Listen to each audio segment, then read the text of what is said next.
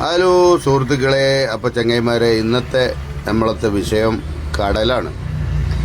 കടൽ കാണുക എന്ന് പറഞ്ഞാൽ എല്ലാവർക്കും ഒരു ഇഷ്ടപ്പെട്ടൊരു സംഗതിയാണ്. പക്ഷേങ്കിൽ കടൽ കാണാൻ പോകുമ്പോൾ ശ്രദ്ധിക്കേണ്ട ഒരു കാര്യം, പിന്നെ കൂട്ടായിട്ട് കടൽ കാണാൻ പോയാൽ ഒരു സംഭവം നടക്കില്ല.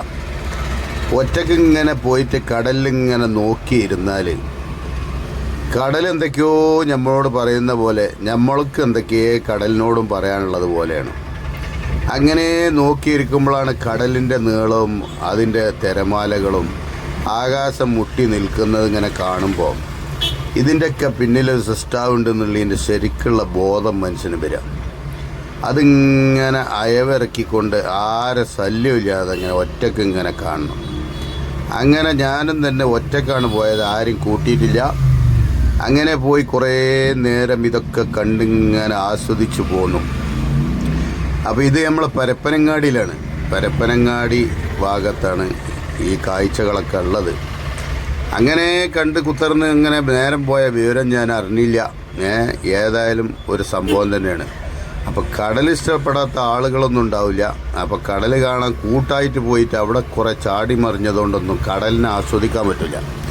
കടലിനെ ശരിക്കും മനസ്സിലാക്കാനും കടലിൻ്റെ ആ ഒരു ഭംഗി ആസ്വദിക്കണമെന്നുണ്ടെങ്കിൽ ഒറ്റയ്ക്ക് ഇങ്ങനെ പോയിട്ട് ഒരു ശല്യമില്ലാതെ ഇങ്ങനെ ഇരുന്ന് കാണണം.